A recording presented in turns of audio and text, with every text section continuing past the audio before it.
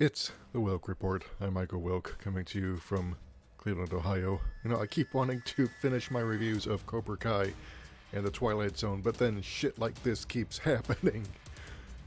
Jar Jar Abrams, in the latest insult, drops a trailer for Episode 9. Star Wars, yet another insult, aka The Rise of Skywalker. In which he once again proves just how vacuous and hacky he really is as a director, and also confirms some rumors that have been coming out of Disney with regards to the rights issues and that whole 25% different thing that popped up with Star Trek, which has been controversial, but it actually kind of makes sense, even if you discount those theories, because Jar Jar Abrams wants to take properties that have been done before and better and make them his own, and what better way to do that than to alter them just enough to where they look familiar but have differences that are quite obvious. Basically because he wants to claim ownership of these creations that do not belong to him. So let's go ahead and break down the Gizmodo, and then I'll do a live reaction to the trailer, because this is really stupid. As you can see from the title card, Rey is a Sith Lord or Sith Lady, and then C-3PO has red Terminator eyes for no apparent reason, and which will be done without any explanation whatsoever, just as his having a red arm in The Force Awakens was done without any explanation. Alright, so Gizmodo. A dark vision rises in new footage from Star Wars The Rise of Skywalker. Dark times call for dark measures after wowing attendees of D23 with footage from the final chapter of the Skywalker saga this past weekend. Lucasfilm has now officially released that footage online, primarily a montage of the entire saga. It concludes with brand new footage from the upcoming movie, Star Wars The Rise of Skywalker. Yada yada yada. Yeah, and here's where it shows a dark look for Rey indeed, complete with a foldable red-bladed double-edged lightsaber. Basically Darth Maul, but as a Swiss Army blade. So yeah, then we go ahead again from Gizmodo, and this is from yesterday, breaking down the ominous portents of the new Star Wars Rise of Skywalker footage. Gave us the latest shocking glimpse at the final chapter in the Skywalker saga. Although fairly light in content, that doesn't mean that the footage wasn't jam-packed with clues and hints about what to expect or what to prepare yourself for in The Rise of Skywalker. After a montage of clips from Star Wars past, basically, yeah, because it looks like the new trailer is really heavy on pushing the nostalgia, but if they thought that they were trying to portray this as a continuation of the Skywalker trilogy, the original trilogy by George Lucas, they're doing a horrible job of it, because no one has any connection to these new concepts masquerading as characters. So yeah, the montage of clips, which takes up apparently over half the running time of the trailer, meaning they don't have all that much footage to actually show. It opens with the present group comprised of Rey, Poe, Finn, Chewbacca, and C-3PO with red eyes for no apparent reason, looking over a large settlement of some kind that's obviously being destroyed. Poe's looking a bit defeated. It's the same planet we saw the speeder chase and Rey's dance with the TIE fighter, seemingly flown by Kylo Ren in the first trailer, so what the team and the First Order are doing there really remains to be seen, and no one really gives a damn. And of course we've got stock footage of Carrie Fisher as Leia, left over from The Force Awakens, that was recycled into this one because Carrie Fisher died before the release of The Last Jedi. apparently from cocaine-induced heart attack. So, yeah. Yeah, so, yeah, she's looking at someone with a smile. Yeah, so in the skies above an unknown world, a resistance fleet jumps in from the light speed. It's a motley crew. Okay, yada yada. Then we've got a whole bunch of Imperial warships, which looks like someone really went overboard with copy and paste here because look, oh my god, dude. All right, so yeah, so yeah, entire fleet of star destroyers. Yeah, but yeah, so it looks like they're trying to bring back the Empire, and yeah, so this is really looking stupid. So they've got Jana taking over from uh, Rose Tico. Yeah, we've got Lando Calrissian coming back, but why does C-3PO have red eyes?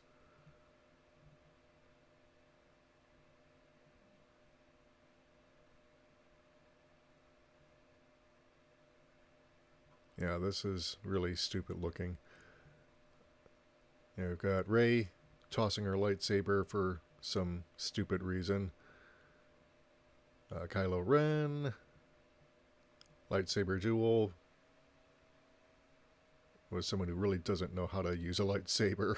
Because if you saw that so-called training montage in The Last Jedi, no one actually told Daisy Ridley how to hold a lightsaber or even fight with a sword because her stance is all wrong and she's just hacking away at the air and not knowing what she's doing. And we're supposed to believe that this idiot who doesn't even know how to fight can defeat a highly trained Sith Lord. I don't think so.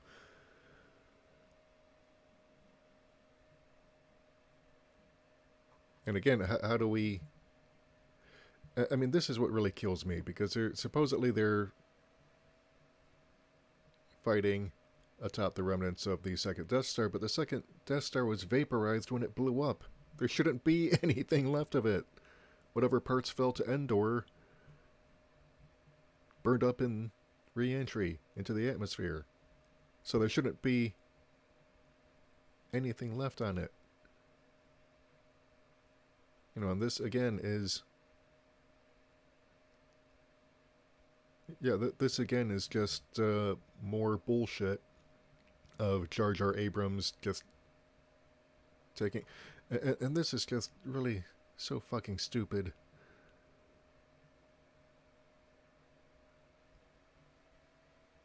Right, so... Yeah, I don't know. I mean, this is Jar Jar Abrams really just... in fact, let me put it to you this way. Goddamn pop-up ads. All right, so yeah, this is from BabylonB.com. The Star Wars finale will answer all of your questions, says the guy who created Lost. Anaheim, California, Jar Jar Abrams suggested that the conclusion to the Skywalker saga would be satisfying and answer all of Star Wars fans' most pressing questions. You can trust me on this, he said while speaking on a panel at the D23 Expo. In no way will I leave a bunch of threads hanging, a ton of questions unanswered, and huge plot holes unfilled. I'm just not that kind of filmmaker. It would be totally unfair to the fans for me to just hand wave away questions like that it was all a dream or some kind of weird purgatory thing. That's bad storytelling, and I won't have it in anything that my name is attached to, he added. This was obviously tongue-in-cheek. During a Q&A session, one fan began to ask Abrams a question about what actually happened in Lost, but Abrams interrupted, check out Rey's new lightsaber, it folds, and the fan's question was drowned out by the wild screams and cheers of the crowd. At publishing time, sources had confirmed that the D23 Expo allowed one lucky fan to kick a football held by Jar Jar Abrams for a chance to win $1 million, but Abrams pulled the football away at the last minute, which, yeah, this is tongue-in-cheek, but it's actually quite accurate in describing it. So let's go ahead and break down the trailer, and for that I'm going to do a live reaction. So let me go ahead and Switch to theater mode.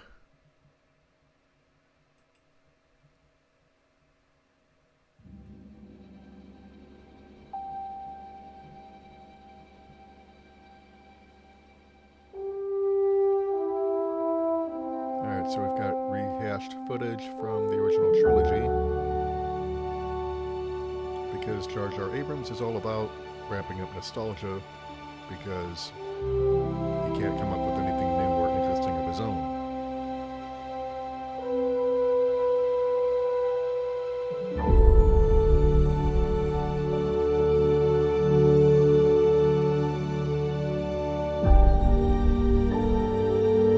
We've passed on all we know.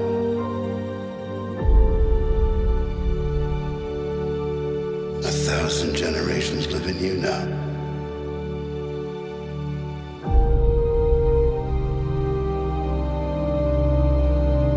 But this is your fight.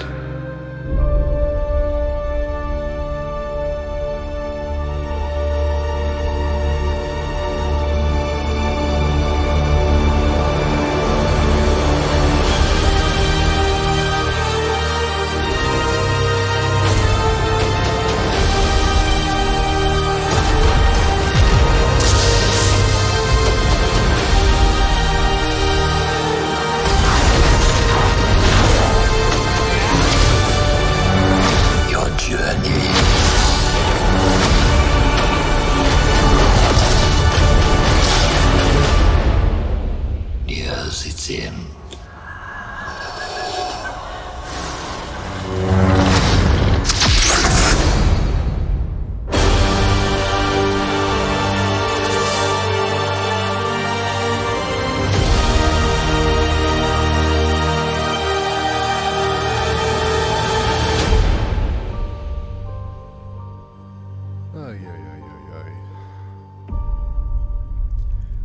Now, let me go ahead and show you how ridiculous that lightsaber trick really is. Yeah, that's pretty much it.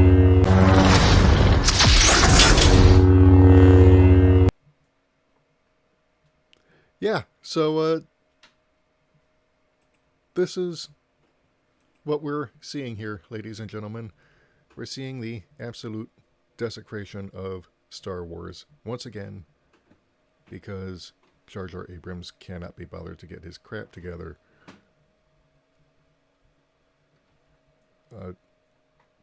And you know, this is a problem with modern movie making, is that they're riding high on nostalgia because that's all they've got with which to sell their crappy products. There's really nothing in these new movies that has any soul. It has no I mean, there's no underlying message. Okay, so there was a quote from Geddy Lee about what originality is, okay? And he described it as that when you've got so many influences that you can't remember them all, and so you filter everything you've seen and heard before through your own mind, and you know, all those influences are there, but when you filter them through your own being, it becomes yours because you're using your own voice. And even though the influences are there, but they're subtle, and you are basically what you're doing is you're creating something that's uniquely yours, and you can tell the influences are there if you know how to look for them, but it's something that's your own. With Jar Jar Abrams, he doesn't have anything that's really his own, because he's not even really filtering anything or having anything using his own voice. He is basically a hack director, completely uninterested in the material he's adapting, often actively hostile to the material he's adapting. And so we end up with this shallow, one-dimensional rehash of what's been done before and better.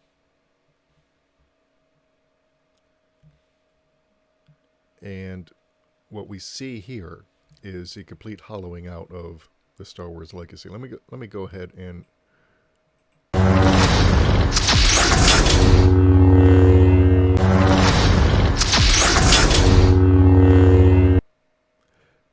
yeah. So this is what we're reduced to. We're reduced to seeing cheap gimmicks used to sell a movie that is so bereft of any life, any originality, that it's impossible to really go ahead and find anything in here that is worth watching. Disney has been thoroughly corporatizing and hollowing out all these properties that we used to love and cherish. It's become formulaic, it's become cliched, it's become a parody of itself. And you've got all these different gimmicks and ploys designed to try and get you into the movie theater to find out what's going on, and of course there's no real payoff. It's all a complete sham. This is what's become of Star Wars under Disney's ownership. It's what's become of Marvel under Disney's ownership, although arguably Kevin Feige has done a lot better with it than he had any right to.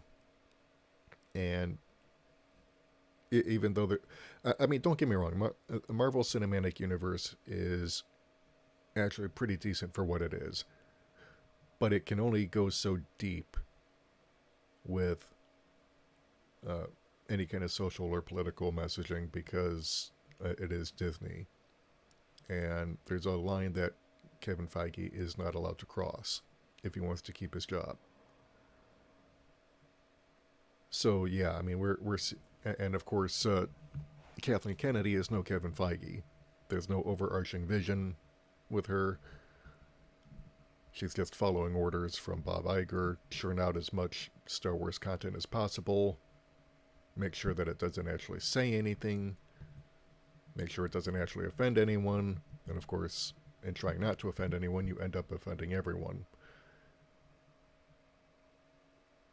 But here we see, just how low Star Wars has fallen under Jar Jar Abrams and Rian Johnson. If you thought Jar Jar Abrams, who arguably started this mess on behalf of Kathleen Kennedy, was going to come in and fix it after Rian Johnson ruined The Last Jedi, you weren't paying attention the first time around. So yeah, this is what Star Wars has fallen to. It's fallen into the trash heap. No one cares about it anymore. It's just completely bereft of everything that made it worth watching. As far as I or any true Star Wars fan is concerned, the trilogy began and ended with the original Star Wars, ended with The Return of the Jedi. The prequels, you could take or leave. I can take or leave them. But the original trilogy, that was lightning in a bottle. You can't capture it twice. George Lucas learned that lesson the hard way. The franchise is dead. It's dead. It's buried. It's time to let it go.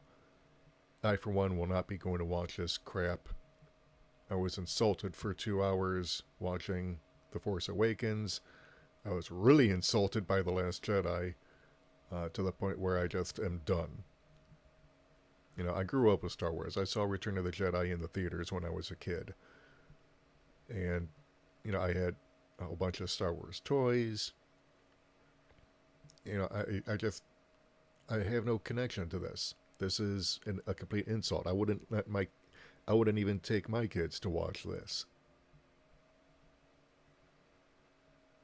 I would probably have taken them to see, if they had been alive back then, I would have taken them to see the original trilogy if it was re-released at theaters unaltered.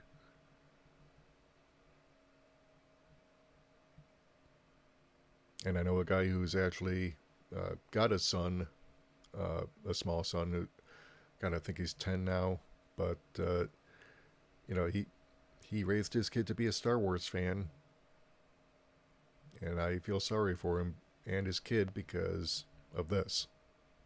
Because the magic is gone. It's been killed off. It's been corporatized and hollowed out by Disney. And this is shown in the diminishing box office returns.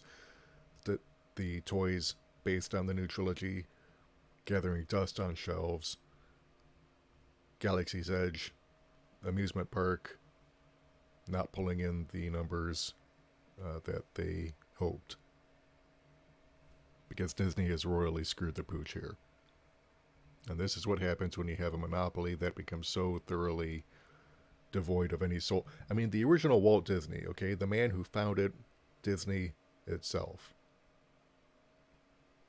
He actually had vision. He actually had passion for what he was producing. All right? Even if, during his lifetime, he could be accused of being racist, anti-Semitic, even sexist. You could accuse him of that, and it might be true, but you can't argue that he had passion for what he was creating. And after his time, after it went corporate and got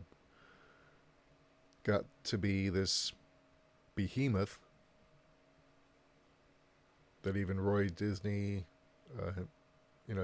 Walt's nephew, tried to take back after Michael Eisner ran it into the ground. And after Jeffrey Katzenberg really ran it into the ground. But under Bob Iger, it's just become this soulless behemoth that just gobbles up everything in sight, strips it of everything that made it great, and craps it out on a factory conveyor belt. And, oh, look how great it is. No, it's not.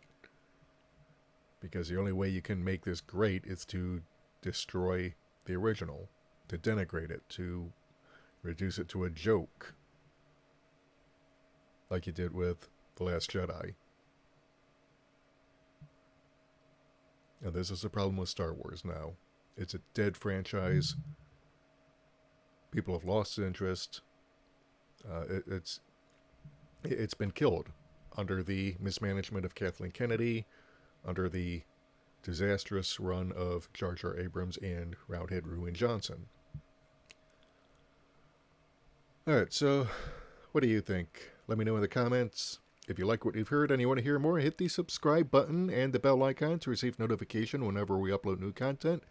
And if you want to help support the channel, keep the lights on, help us bring you more content, head over to our Patreon or subscribe star page. We can't do this without you. Until next time, this is Michael Wilk for the Wilk Report saying take care, good night, I'm out.